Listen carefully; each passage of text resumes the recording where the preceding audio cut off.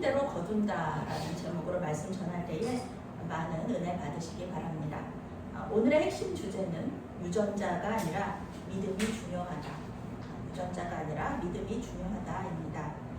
제가 초등학교 다닐 때요, 학기 초가 되면은 선생님이 가정 환경을 조사하셨어요. 그래서 이제 집에 텔레비전 있는 사람 이렇게 손들어라. 그러면은 손들고, 전화기가 있는 사람 손들어라. 그러면 또 전화기, 냉장고, 세탁기 뭐 이런 거 다 물어보셨어요. 그리고 형제 자매가 몇 명인지 물어보셨어요. 한 명인 사람 손들고, 이제 두 명인 사람, 보통 저 학교 다닐 때는 두 명이 많았습니다. 그러다가 이제 세 명, 네 명 하면 이제 네 명은 저 손들죠. 그런데 아주 한 명씩 나와요. 5명, 6명이 한 명씩 나와요. 있어요. 그때도 그렇게 많이 낳으시는 분들이, 저희 때는 이제 둘만 낳아 잘 기르자 세대인데, 그때에도 이렇게 많은 친구들이 있었어요. 아이들이 다 보는 앞에서 이렇게 손을 들었던 기억이 있습니다. 지금이야 이제 개인적인 정보들이니까 얘기 안 하지만 그때는 그랬습니다. 학기 초에 이런 조사를 하는 것은 가정 환경이 아동 발달, 교육에 얼마나 큰 영향을 미치는지 알고 있었기 때문에, 그렇게 영향을 미친다고 생각했기 때문에 학기 초에 이런 조사를 하는 거죠. 실제로 경제적인 소득 수준이 높은 그런 가정의 자녀들은 더 많은 기회를 얻는 것이 사실입니다. 해외여행도 갈 수 있고요, 또 유학도 갈 수 있는 것이죠. 그리고 또한 정서적으로 안정된 환경에서 자란 아이들은 또 그렇지 않은 가정에서 자란 아이들보다 인간관계를 더 잘한다고 합니다. 안정적으로. 그리고 스트레스에도 더 잘 대처한다. 교육학자들이 하는 얘기예요. 그런데 좋은 가정 환경에서 자랐다고 해서 다 성공하느냐? 다 뭐 행복한 어른이 되느냐? 하면 그것은 또 아니라는 것입니다. 이 가정 환경이 운명적으로 정해지지는 않는다라는 것을 학자들이 말하고 있어요. 오늘 성경은요, 좋은 가정 환경은커녕 사기꾼 집안에서 사기꾼으로 살았던 사람의 이야기예요. 하나님을 만나면서 이 사람은 서서히 변화되는 모습을 보여줘요. 사기꾼인데요, 사기도 당해요.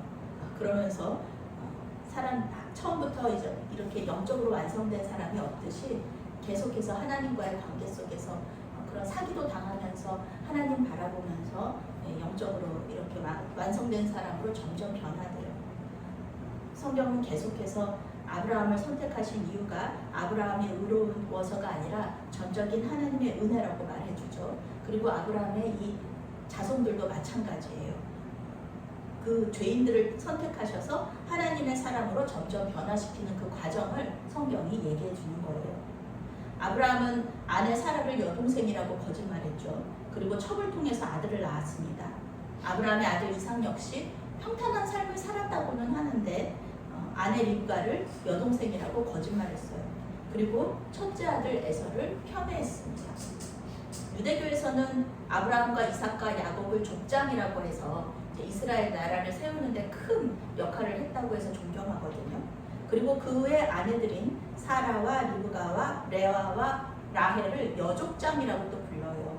그래서 여족장들도 이 이스라엘 나라를 세우는데 큰 역할을 감당했다고 이야기를 합니다. 족장은 우두머리라는 뜻인데요. 이 족장들과 마찬가지로 이 여족장들 역시 거짓말쟁이의 사기꾼들입니다. 사라는 남편의 말에 따라 여동생이라고 거짓말했어요. 아내가 아니라고. 리브가는 남편을 속여서 둘째 아들 야곱이 축복을 받게 했습니다.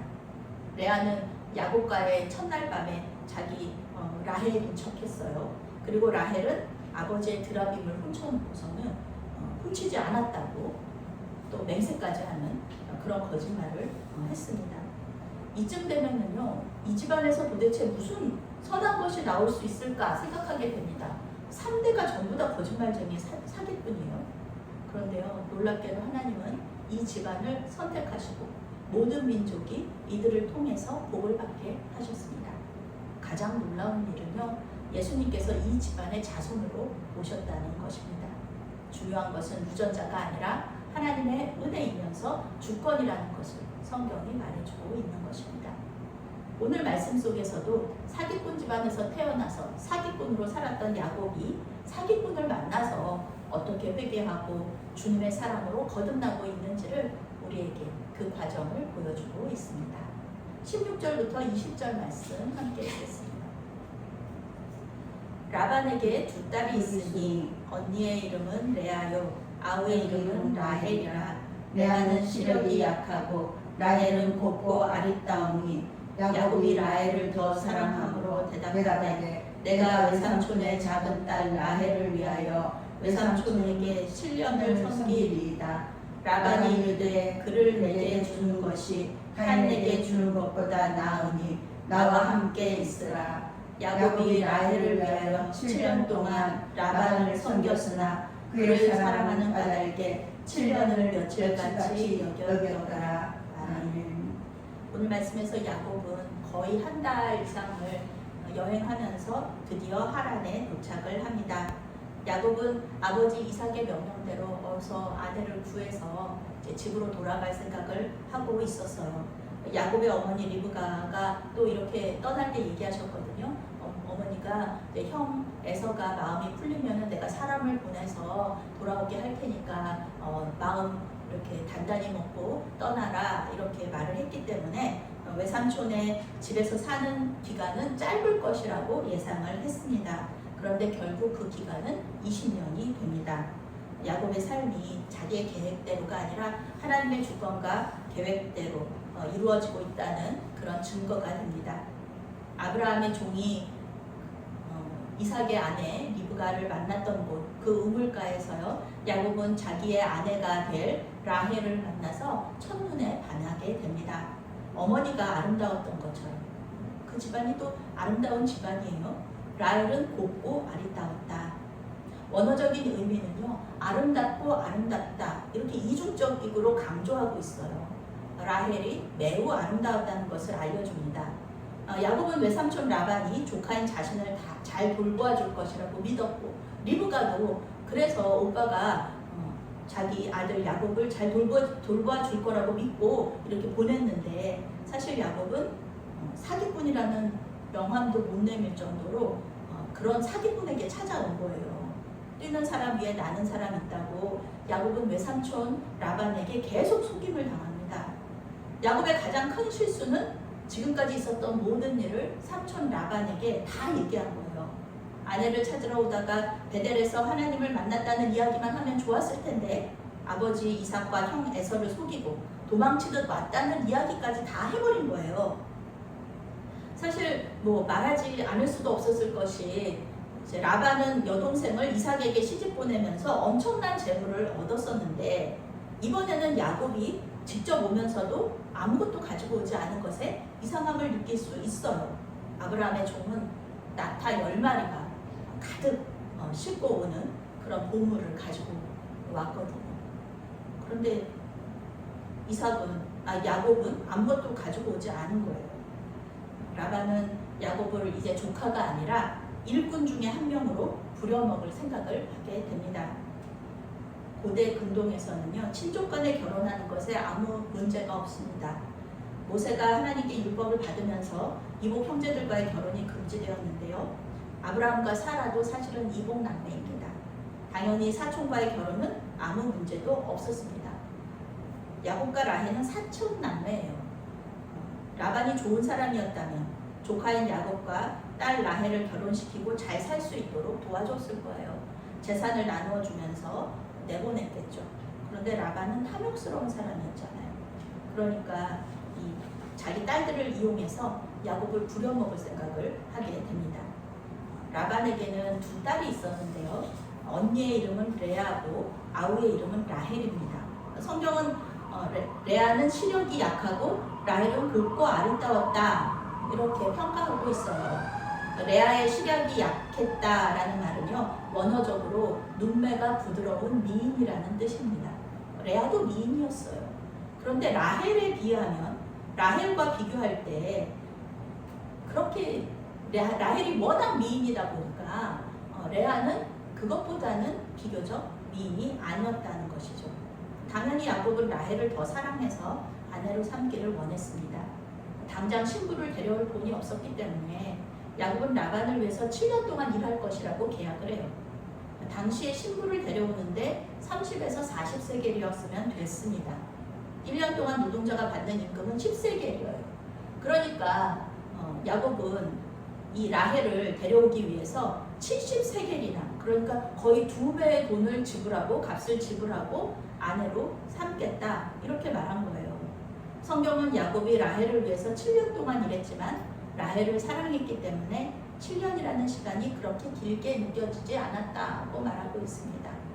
라반이 좋은 외삼촌이었다면요, 이 얘기를 듣고 아니다, 괜찮다, 조카랑 딸이 결혼하니 얼마나 기쁜 일이냐, 그렇게 받는 거는 말도 안 된다 라고 얘기를 했을 거예요. 너무 많다, 아니면 또 너무 많다, 보통 30에서 40세겔인데 너는 70세겔이나 낸다고 하니 그러면 안 된다, 이렇게 얘기했을 텐데 라반은 그걸 그대로 받아요.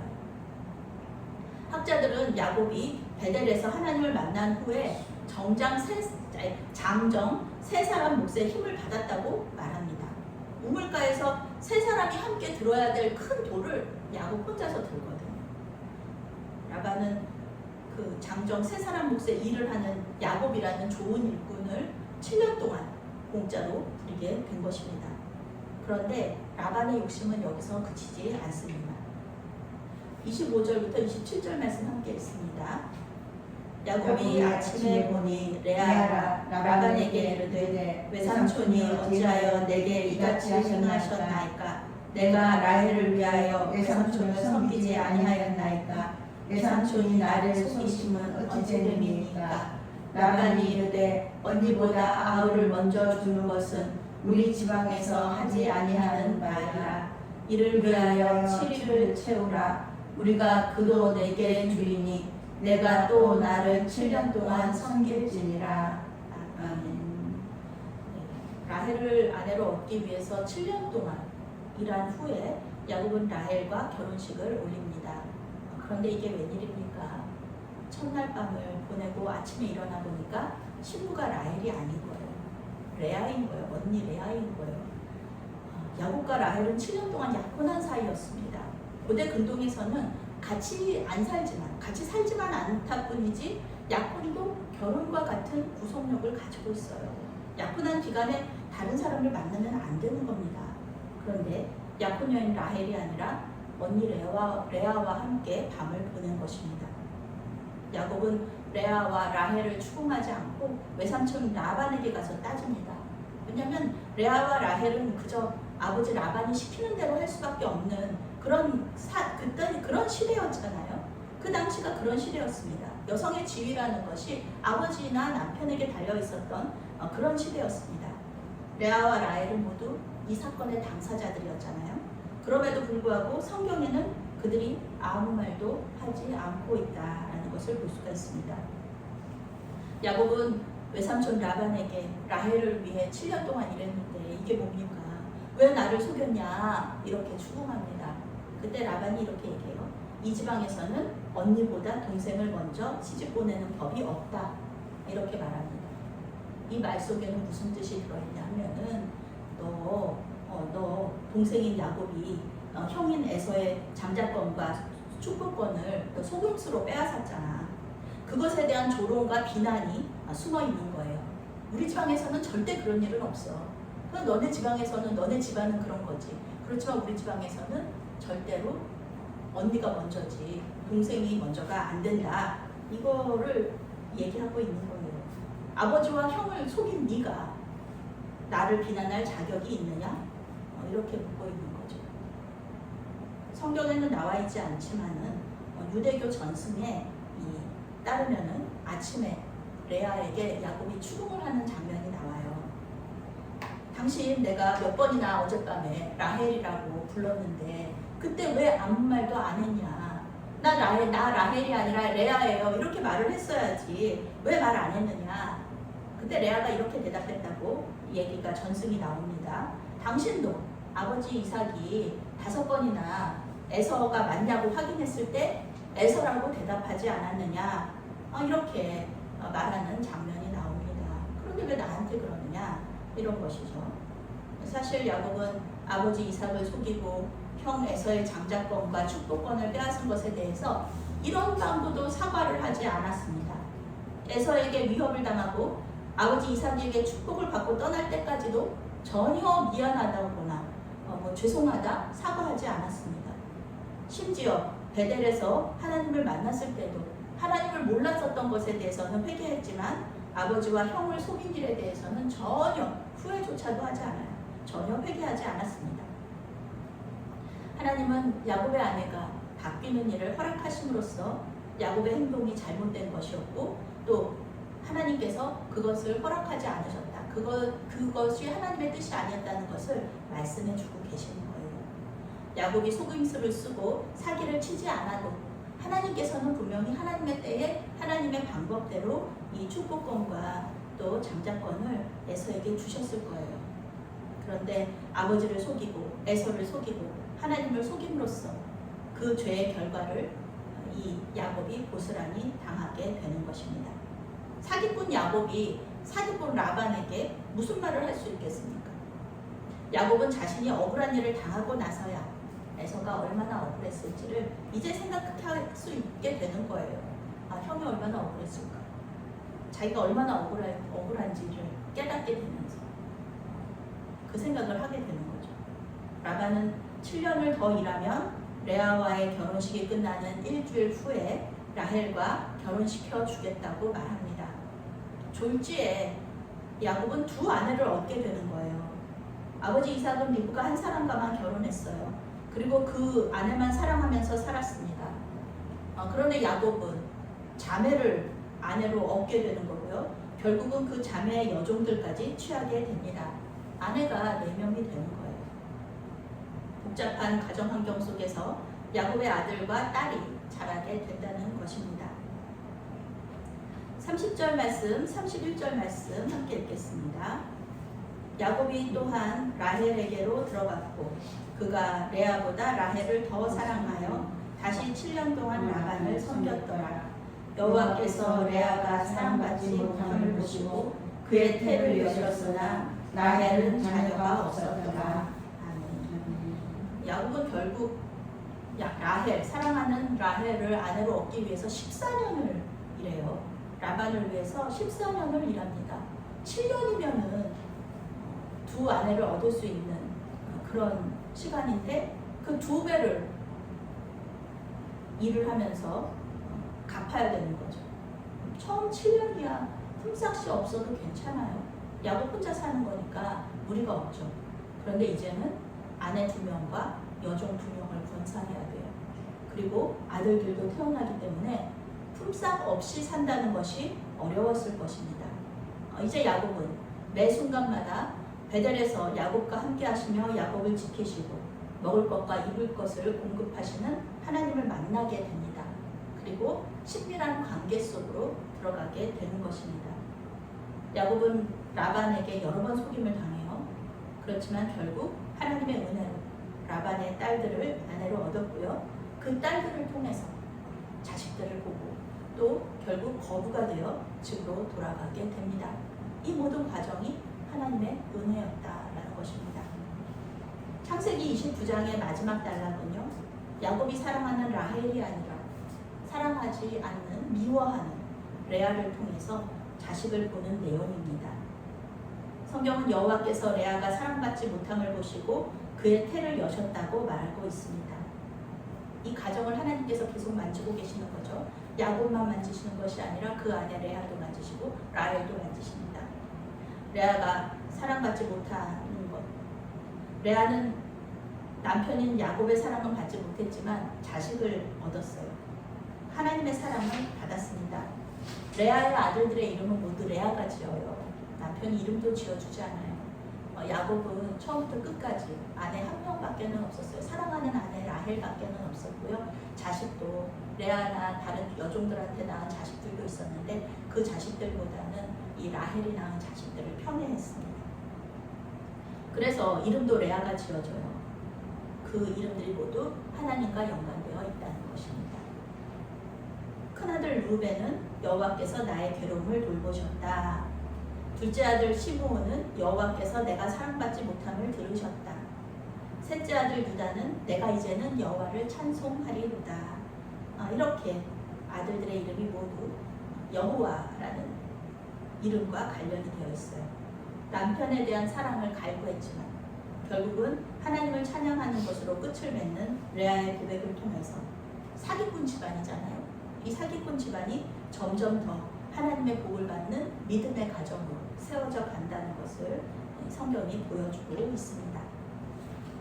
제가 호주 시드니에 이제 선교 세미나 발표를 하러 가서 만난 목사님이 계세요. 근데 그 목사님은 형제가 5명이세요. 그런데 형제 5명이 모두 목사님이세요. 그 큰형님이 제일 먼저 이제 목사가 되셨는데요. 놀라운 일은요, 이 목사님들의 그 아버지가 박수무당이에요. 박수무당의 아들 5명이 전부 다 목사가 된 거예요. 너무 놀라운 일이죠. 큰형님이 제일 먼저 하나님 영접했고요. 주님 영접하고 목사가 됐고요. 동생들이 다 그 큰형님을 따라서 전부 이렇게 목사가 되셨어요. 그런데 이 목사님은 자기 안에도 박수무당의 피가 흐르고 있다고, 그래서 자연스럽게 느껴지는 것이 있다고 말씀을 하세요. 냄새라든지 어떤 영적인 그런 능력이 있으신 거예요. 그런데 이 목사님은요, 유전자나 운명에 굴복하지 않는 것이, 내가 유전자나 운명에 굴복한다 그러면 아버지의 뒤를 따라서 박수무당의 길을 가셨겠죠. 그런 또 그 소질이 있다는 것이죠. 그런데 목사님은 아니에요. 목사님은 하나님의 은혜와 주권을 따르기로 작정하고 이 목사가 되신 것입니다. 느껴지는 것이 있어요. 분명히 있어요. 그런데 주님 안에서 잘 사용할 수 있도록 기도와 말씀 묵상을 멈추지 않고 항상 그런 마음이 들 때마다 찬송하신다. 찬송가를 항상 곁에 가까이 두고 찬송하신다. 그런 말씀을 들으면서 큰 도전을 받았던 그런 경험이 있습니다. 가정 환경은 물론 중요합니다. 경제적으로 안정되고 부모님의 사이가 좋아서 정서적으로 안정된 사람은요, 어디에서나 사랑받고 능력을 인정받을 수 있습니다. 그런데 하나님은 그렇게 안정적인 사람들만 사용하지 않으신다는 것입니다. 예수님께서 12제자를 부르셨을 때 모두 하나님 잘 믿는 가정에서 좋은 교육을 받은 경제적으로 안정된 귀족들을 부르지 않으셨습니다. 사도 바울은 고린도전서 1장 26절에서 29절에 이렇게 말합니다. 형제들아, 너희를 부르심을 보라. 육체를 따라 지혜로운 자가 많지 아니하며 능한 자가 많지 아니하며 문벌 좋은 자가 많지 아니하로다. 그러나 하나님께서 세상에 미련한 것들을 택하사 지혜 있는 자들을 부끄럽게 하려 하시고 세상에 악한 것들을 택하사 강한 것들을 부끄럽게 하려 하시며 하나님께서 세상에 천한 것들과 멸시받는 것들과 없는 것들을 택하사 있는 것들을 폐하려 하시나니 이는 아무 육체도 하나님 앞에서 자랑하지 못하게 하려 하심이라. 아멘. 하나님 앞에서요, 처음부터 칭찬받는 믿음 가진 사람은 없습니다. 성경에도 없고요, 또 이 세상에도 없습니다.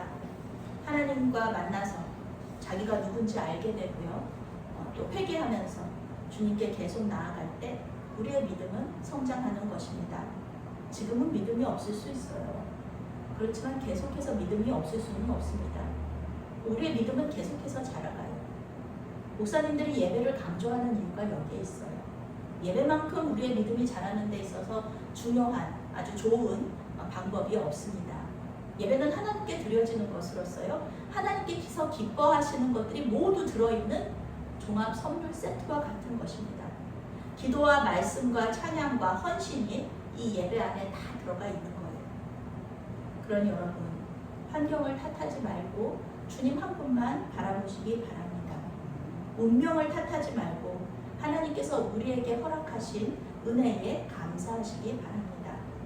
사기꾼의 집안을 믿음의 가정으로 세우신 주님께서는 지금도 우리 가정 속에서 역사하고 계십니다.